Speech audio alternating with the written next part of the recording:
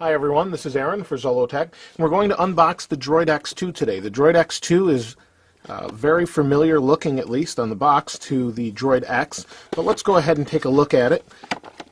Here's the phone itself. We have what looks to be a Droid X, but is supposed to have a dual-core, 1 gigahertz dual-core NVIDIA Tegra processor, just like the Zoom tablet does. So let's go ahead and take a look at what's in the box, and then we'll take a look at the phone itself. So in the box we have our micro USB connector to USB. We have our typical Motorola wall adapter to USB. Our battery.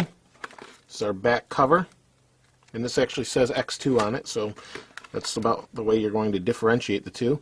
And there's your paperwork along with it.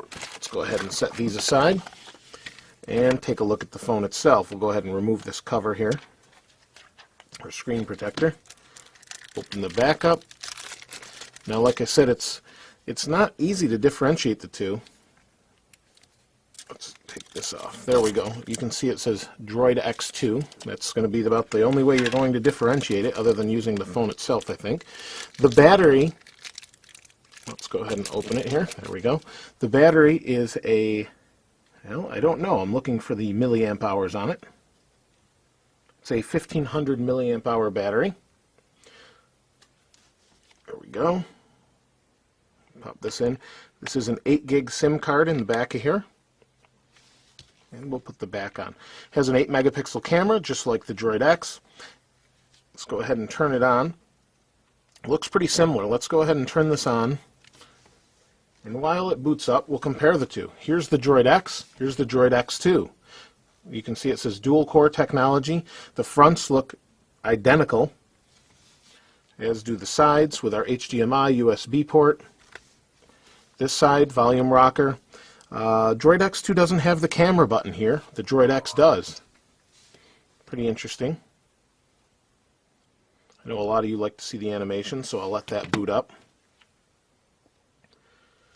And while we're waiting for it, we'll talk a little bit about the screen. The screen is a 540 by 960 resolution, or pixel resolution.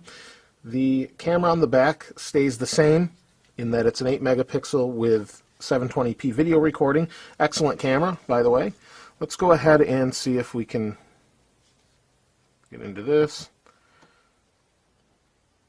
And we'll go ahead and activate this and take a look at the actual interface later. It's very similar to this one. This is not a 4G phone. The main difference is that this has a dual core processor in it, where this is a single core. So it's definitely going to add to the speed, but the form factor remains the same, surprisingly, without the camera button. So maybe people didn't like that, or they didn't have room, I'm not sure, due to the processor. But as you can see, very difficult to distinguish. This is a little bit deeper black than this one, but other than the Droid X2 and the little deeper black color, it's very difficult to distinguish the two.